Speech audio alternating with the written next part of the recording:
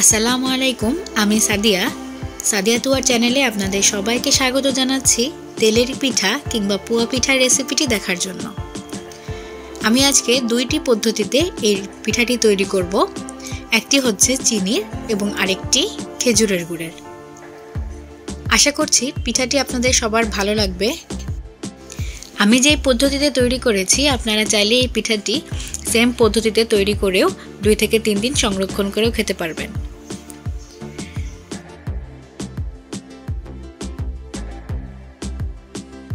শীতের মৌসুমে এই পিঠাটি সবারই কাছে জনপ্রিয়। আমারও খুব ভালো লাগে। আমার কাছে খেজুরের গুড়ের থেকে চিনির পিঠাটি বেশি মজা লাগে। তাও আমি আজকে দুইটা পিঠার রেসিপি একটি ভিডিওতেই শেয়ার করছি আপনাদের মাঝে। দেখতে পাচ্ছেন ভিতরটা খুব সুন্দরভাবেই তৈরি হয়েছে এবং প্রতিটা পিঠায় ফুলকো হয়েছে।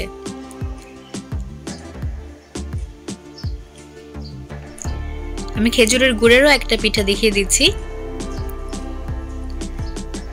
ভিতরে কোনো দলা কিংবা আটা কাঁচা রয়েছে এই টাইপের না, একদম ভালোভাবে সিদ্ধ হয়ে গেছে।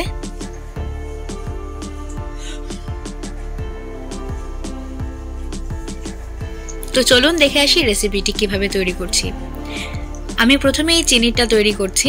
এখানে আমি চালের গুঁড়া নিয়েছি প্রায় 2 কাপ পরিমাণ।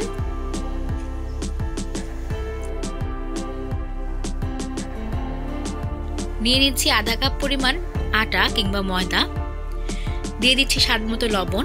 লবণটা আসলে অপশনাল, অনেকেই দেয়, অনেকে মিষ্টি খাবারে লবণ দিতে চায় না। এখানে আমি 1 কাপ পরিমাণ চিনি দিয়ে দিয়েছি। চিনিটা আসলে যে যার স্বাদ মতো দিবেন।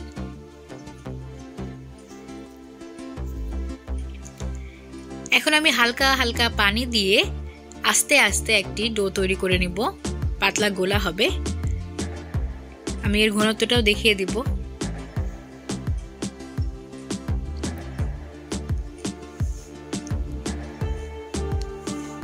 ভালোভাবে এটাকে মথে নিতে হবে। যত ভালোভাবে মথা হবে পিঠাটি তত সুন্দর হবে এবং তত ফুলকো হবে। দেখেই বুঝতে পারছেন আমি কত সুন্দর করে বারবার ভালোভাবে মথে নিচ্ছি। প্রথম থেকে নরমাল টেম্পারেচারের পানি অল্প অল্প করে ব্যবহার করার চেষ্টা করবেন। একবারে সম্পূর্ণ পানি না দেওয়াটাই ভালো।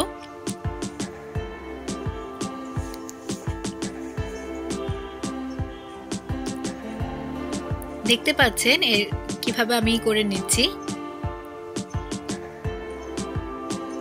সময় নিয়ে এটাকে ভালোভাবে মাখাবেন। যত ভালোভাবে মাখাতে পারবেন পিঠাটি তত সুন্দর ফুলকো হবে। এটা অবশ্যই মাথায় রাখবেন।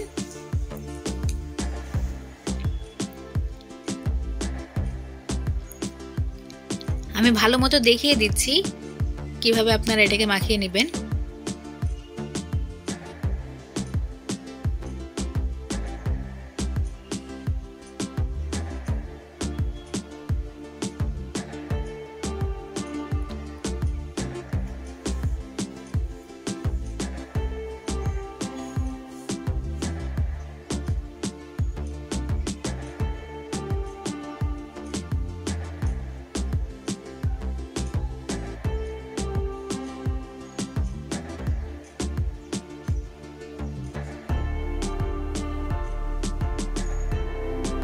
আমি এই যে আবারও একটু একটু করে পানি দিয়ে দিচ্ছি।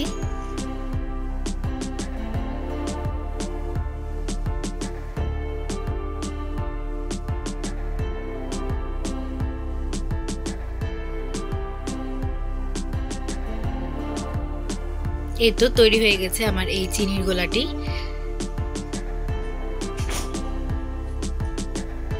আমি আপনাদেরকে ঘনত্বটা বুঝিয়ে দিচ্ছি, দেখেন।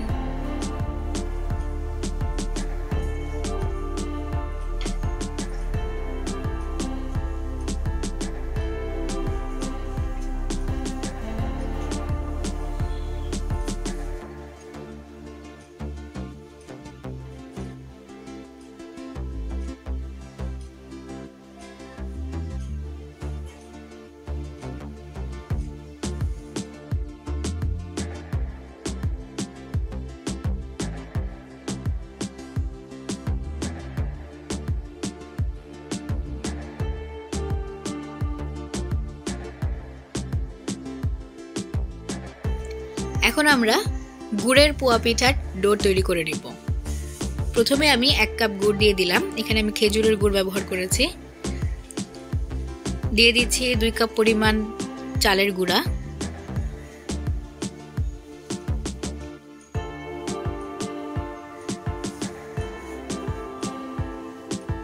দিয়ে দিচ্ছি 1/2 কাপ পরিমাণ ময়দা কিংবা সাদা আটা, দিয়ে দিব স্বাদ মতো লবণ।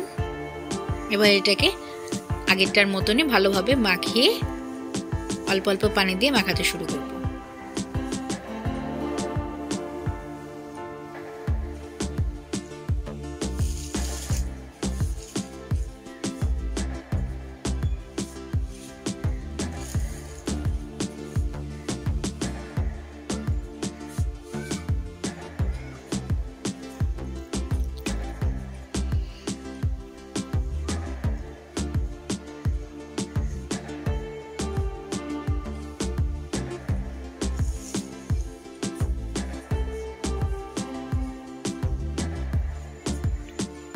আমি বারবারই বলে দিচ্ছি, যত ভালোভাবে পিঠার এই গোলাটাকে মাখাবেন তত সুন্দর পিঠার তৈরি হবে।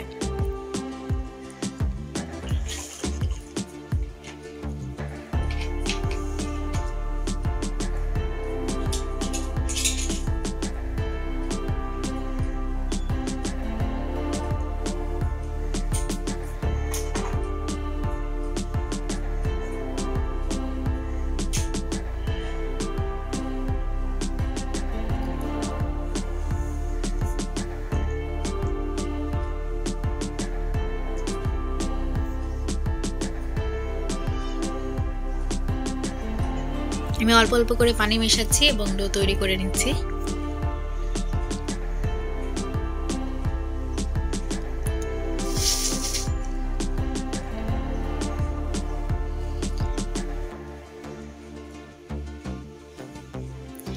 এই তো ঘনত্ব দেখে বুঝতে পারছেন আমি কিরকম ঘনত্বে এটা রেখেছি।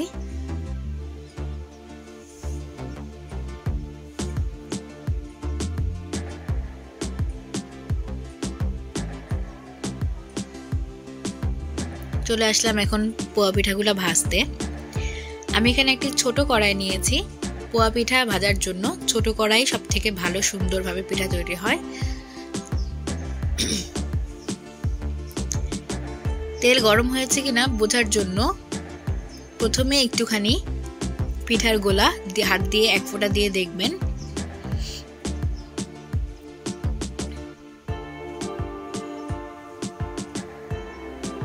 আমি 1 ফোঁটা দিয়ে দেখেছি, সাথে সাথে যদি উপরে ভেসে ওঠে তাহলে বুঝবেন যে পিঠা তৈরি করার জন্য তেল রেডি হয়ে গেছে। আর এরকম যদি নিচেই পড়ে থাকে তাহলে বুঝে নেবেন এখনো সময় লাগবে। আমি এই যে আরেক ফোঁটা দিয়ে দিলাম গোলা, দেখেন উপরে ভেসে উঠেছে খুব সুন্দরভাবে। তার মানে বুঝতে পারলাম যে এখন পিঠা তৈরি করার জন্য তেল প্রস্তুত। এখন আমি চিড়ির তৈরি পোয়া পিঠাটা আগে দিয়ে দিলাম। দেখতে পাচ্ছেন খুব সুন্দরভাবে ফুলে উঠছে।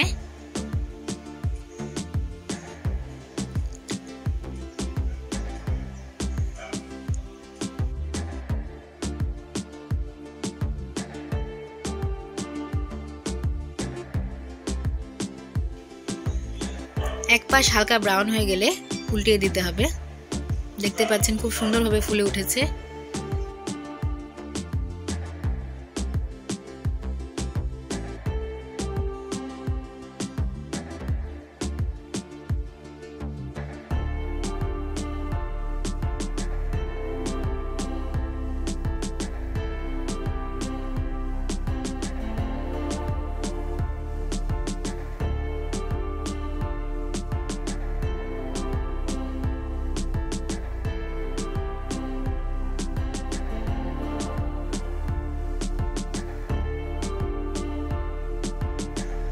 একই প্রসেসিংয়ে আমি সবগুলো তৈরি করে নিচ্ছি। চুলার আঁচটা মিডিয়াম হাইয়ে রাখবেন।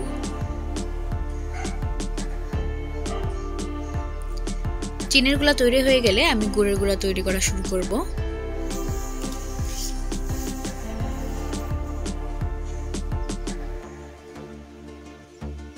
আশা করছি আমার ভিডিওটি সম্পূর্ণ ফলো করে যদি তৈরি করেন আপনাদের পিঠাও এরকম ফুলে উঠবে।